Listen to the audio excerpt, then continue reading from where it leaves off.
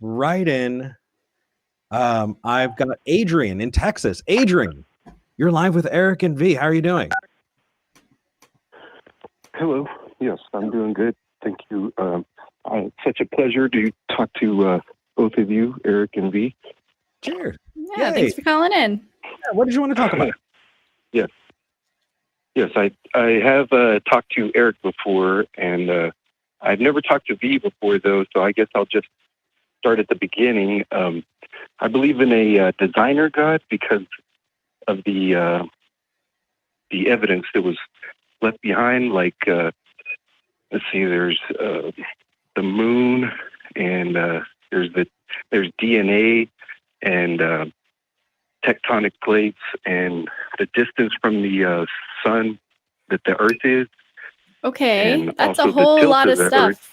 Can we talk about maybe the one that convinces you most? Because that's a whole cosmos episode right there. Mm-hmm. Yes.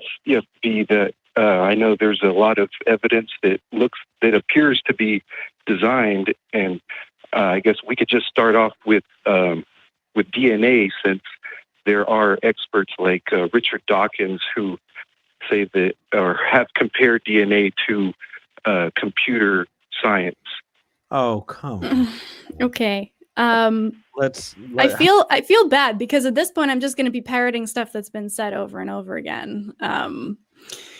So let's talk about DNA. So actually, let's first make sure we're talking about intelligent design. Could a more intelligent designer have created it? Or are we talking about a maximal, is this the smartest creator that we've got? Oh, that part I would say I don't know how powerful God is, but I'm more than open. I'm open to talking about that, but that would have to be after we've concluded that there is a God. Otherwise, we might be wasting our time. Absolutely, but we're trying to take you at the argument that you're making. I just wanted to. I didn't want to assume and put words in your mouth that you thought. If you thought that God was all-knowing, all-loving, or anything like that. But if you think God could possibly be a dumbass, then that actually might make things more difficult. Might make things a little, yeah. I think. Yeah, and that's where I would agree with both y'all, to where if God is this asshole that doesn't like gay people and all that, and kills babies and all that, I would be on your side too. I would be right there, like saying, I'm against a God like that. But you would have to have evidence that is the way God is first, in order for me to believe that. Like, I'm bringing evidence to you that there actually is a God, and So I don't think that it works both ways. Well, we don't need to work very hard. No, it doesn't work both ways. We're not making a claim. You are.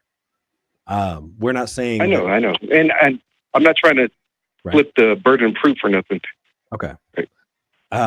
So then let's dive right in.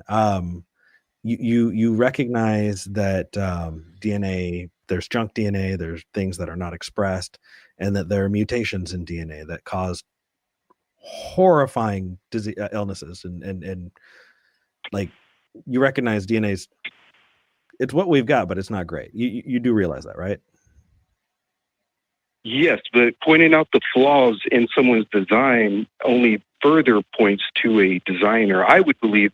And what? I think anywhere else in else in the world, pointing out.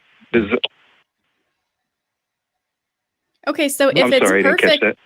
Wait, I'm confused now, because if it's perfect design, then that proves it's a designer. But also, if it's not perfect, that also proves a designer. That feels like an unfalsifiable claim then. What would not prove a designer? What would prove that it had no designer?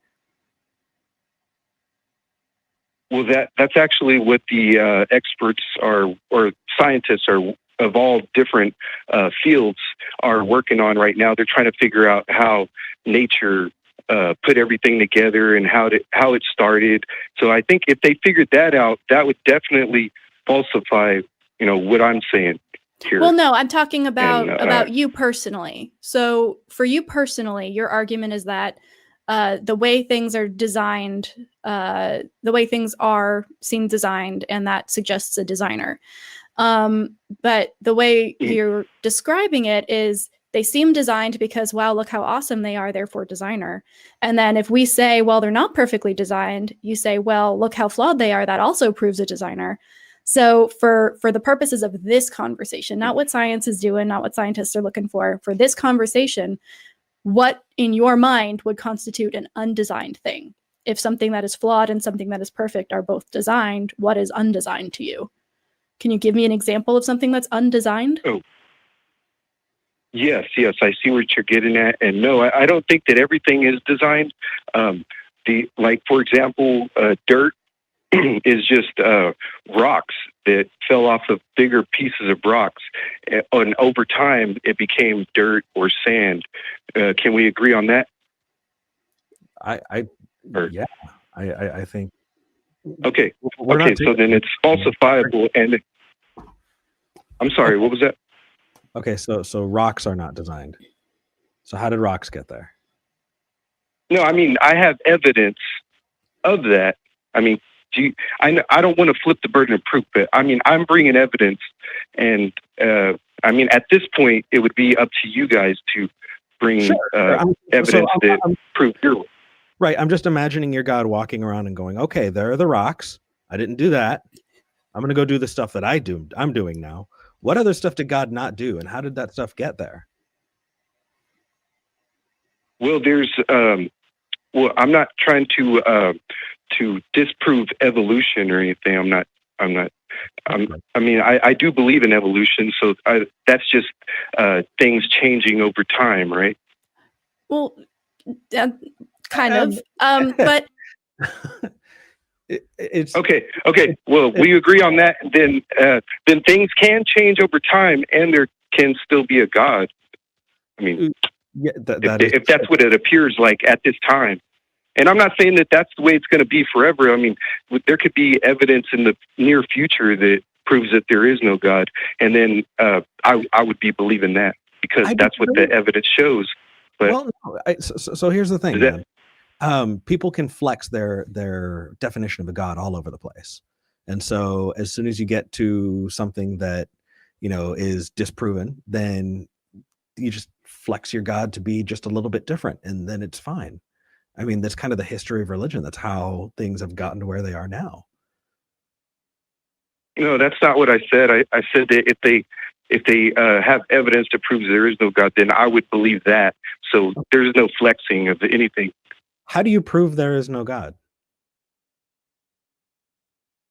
Well, I said that earlier is they would find evidence that proves that nature, how nature started and how it made everything and that sort of thing. And they're getting close to it. I mean, I would think probably in the next lifetime, probably they might get there, but and maybe in our lifetime. But at this point, it's looking like there is a God, and I've talked to to me at least. And dude, I've talked to plenty of theists who have just described God as being the one who set those things in motion. So let's say we get to a point where there are no holes in our understanding when it comes to the evolution of life on this planet. You could still have a God. I don't know how you're getting there. I'm sorry. Part of that just went out, but what were you saying again? Sure. So I was saying that people can believe, and I've talked to people who believe that God just set everything in motion. And so you could get to a point where there are no gaps in our understanding of evolution and the way life, evolved around us. You can plug all of those gaps and still have a God belief. The thing is the God concept is something that's very, very flexible, very malleable. And because of that, we have to wait until somebody comes and tells us about their God so that we can talk to them about that God. Because it's different for tons of people. That's what I'm doing right now. Yes, exactly. We're listening to you. So when you said, when you disprove God, Do you understand that for us that is incredibly difficult to understand, because your God's going to be different from the God of the person who called in before you, and it's going to be different from the person who calls in after you. So which one are we disproving? Okay, then yeah, that would make it even easier if you disprove the designer God. Then that would pretty much disprove all the gods. That should make it easier for you. No, it wouldn't. Absolutely not. No. I mean, why not? Why not? Why not? Sure. Imagine a God that set up some cosmic Rube Goldberg machine that set everything into motion, and then afterwards they were good. Okay. Then all of a sudden, that would still mean that that would make the phrase, God exists. That would make it a true statement. You do realize that, right? Yes. Okay. Well, no, I'm giving you an example. I think that's not contingent on what you're saying being disproving all God concepts. I'm giving you an example of some believer who can go, you know what? No, even though we met this piece that would convince Adrian that God's not real, I'm still a believer. But that would still be like a creator God, a designer creator God, right? Or well, that would still fall into that category. It would just be shifting the goalposts. And we talk about that all the time. No, I'm giving you an example. Well, maybe those people would do that, but I mean, I'm not doing that. Okay, cool. I only have this. Yeah. Okay, so you need to see DNA changing over time. Don't attack the straw man. I gotcha. I'm asking you. So you, Adrian, need to see evidence of DNA changing over generations, and how those small changes, like you said, you believe in evolution, right? Yes, I do. Okay. And that things like that can happen. Changes over time, like we see in dogs and things, flowers. So what are we talking about? Where's your God here?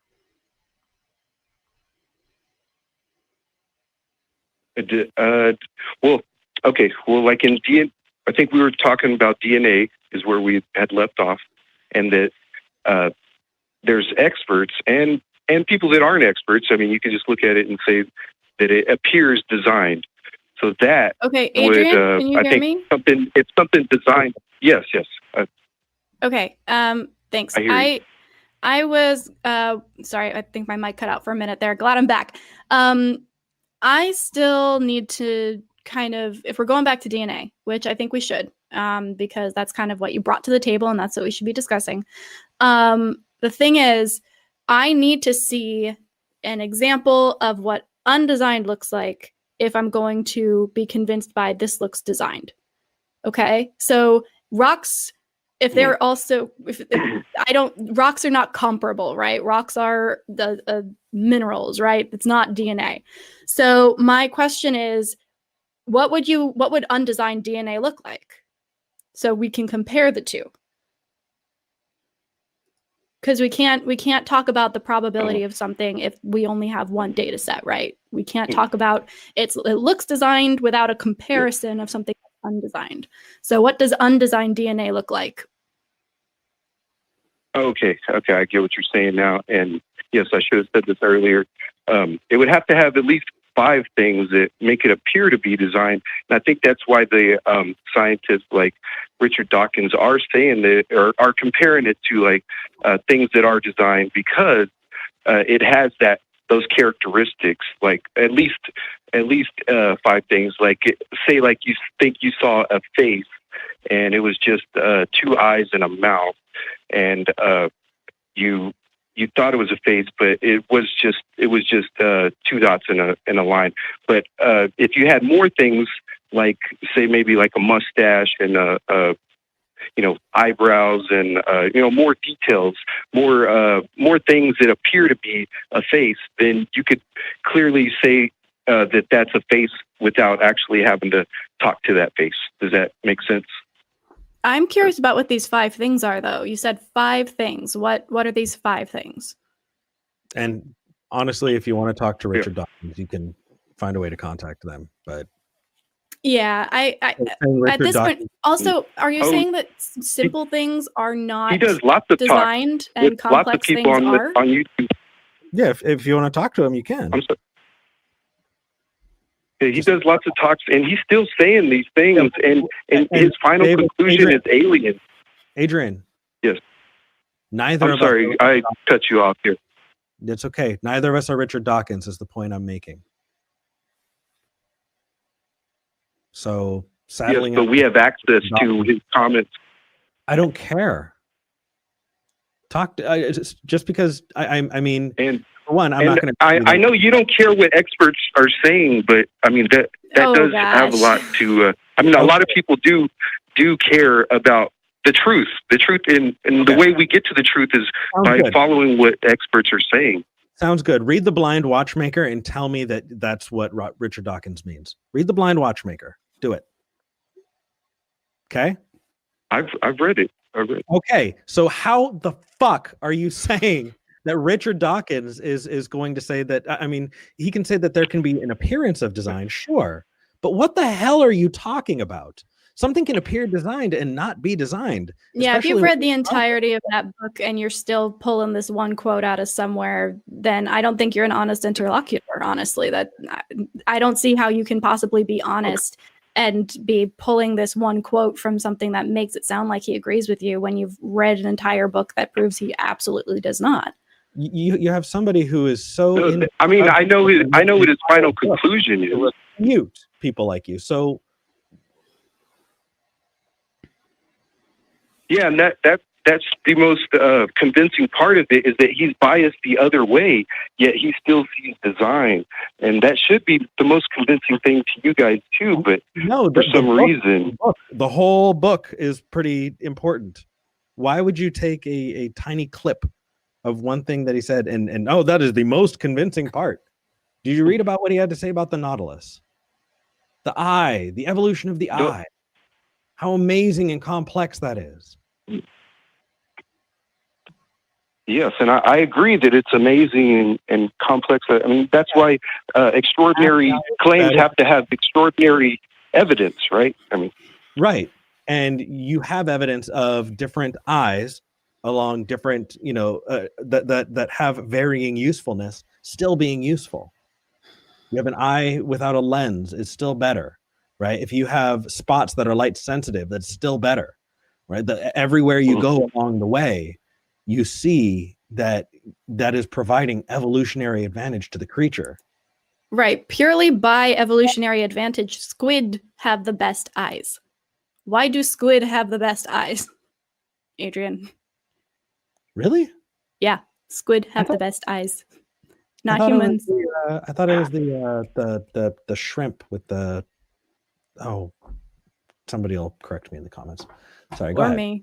Anyway, a deep sea water creature has the best eyes. Why? Why do they get it and we don't? That doesn't seem designed well. These are questions that we can go on and answer these questions together. But first, we're going to have to agree that there is a God in order to answer these questions. Wait. So wait, you're saying before we were trying to talk about your God and you said, no, we have to talk about this to prove our God. So now we're talking about this, but now that we're talking about the evidence that you're bringing for God, you say we have to agree that God exists before we can discuss the evidence you're bringing for him? That doesn't make sense. This is your evidence for God. The evidence,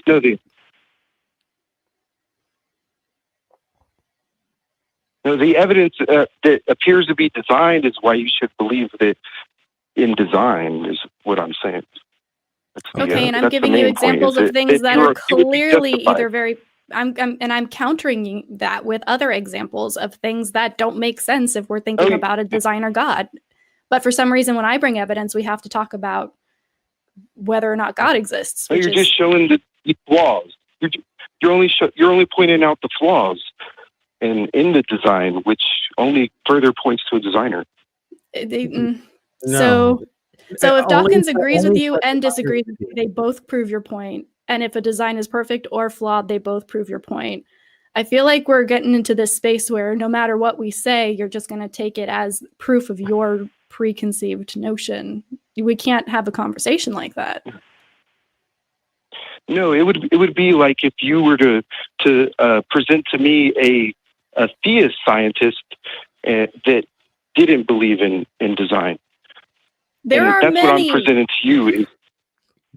There are many theists who also reject the concept of a creator, designer, God. Like that's not uncommon at all. Go ahead, but and I'm waiting for you to name at least one. Can you name at least one? I mean, I brought you evidence. Oh Jesus, fuck! Look it up, man. I'm ready to move on to the next caller. Yeah, I think we need to move on. Adrian, all right. dude. All right. What? I'm a huge fan of the show, though. I'm a huge fan, and I look up to you guys. I'm a huge fan of the truth. Yeah.